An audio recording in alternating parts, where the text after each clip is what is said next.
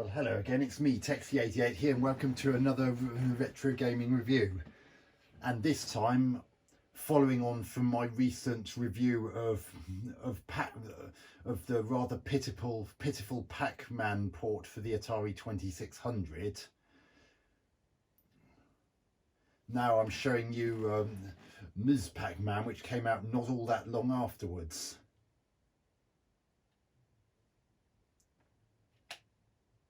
So it's pretty much the same thing, just it's gender swapped, but let's get this show on the road nonetheless.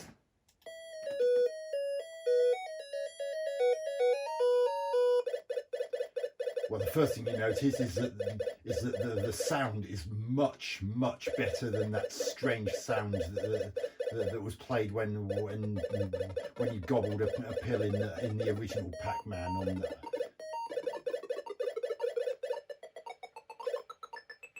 I mean, the ghosts still flicker a little, but it's nowhere near as eye-achingly bad as it was in the previous game. And it doesn't make them look like they're jittery either. And look, it's even got upwards and downwards animations for her. Ooh, look, cherries, an actual cherries, not just a square. But the biggest change is that this is eminently more playable than Pac-Man.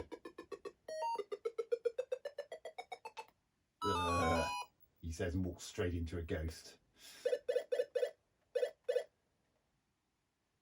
But joking apart, this is everything that Pac-Man on the Atari 2600 should have been and wasn't.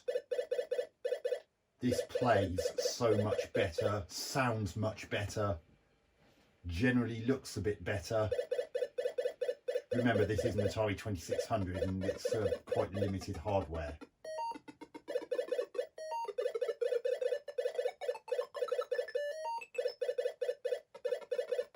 But this is so much more enjoyable. I mean, yeah, the pills you collect might still be hyphens, but it's and the power pills might still be squares, but at least the fruit is actually proper fruit shape. I mean, look, you've got a strawberry down there. In Pac-Man, it was just a square with another square around it.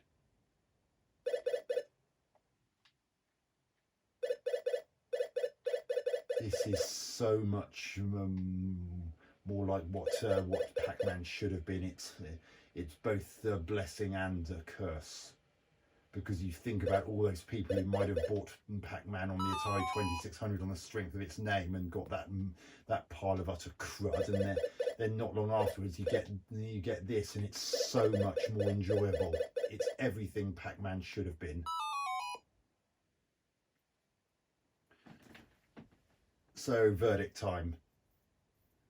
Graphics, notice, even though they're still fairly simple, the fact that the ghosts don't flicker nearly as badly as they did in Pac-Man helps to put these and as I said, you actually got proper fruit and not just a square within a different coloured square like you had for where the fruit was supposed to be in Pac-Man.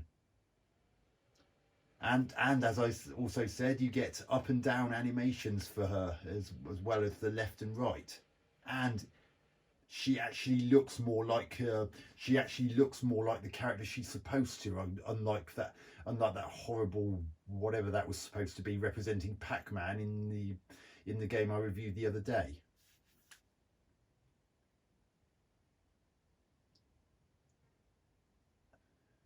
Sound, definite improvement. The sound that she makes when she gobbles up a regular pill is so much more pleasant to listen to than that kind of buzzing sound that it did in Pac-Man.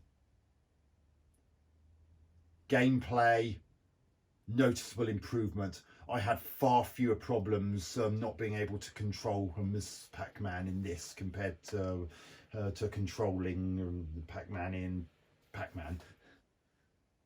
I mean, in that, quite a few times I just couldn't get him to go the way I wanted him to, But in this, there are far fewer occurrences. More often than not, when I asked Ms. Pac-Man to go in a particular direction, she did.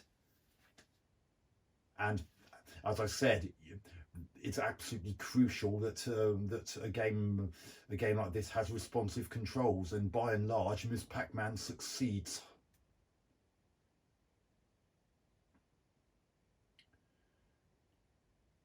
So I tip my hat to the person that programmed this, because this is a massive improvement, and I'd happily give this one 8 out of 10.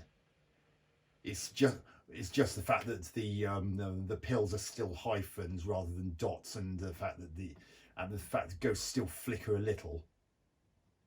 But apart from that, this is everything that Pac-Man should have been on the Atari 2600.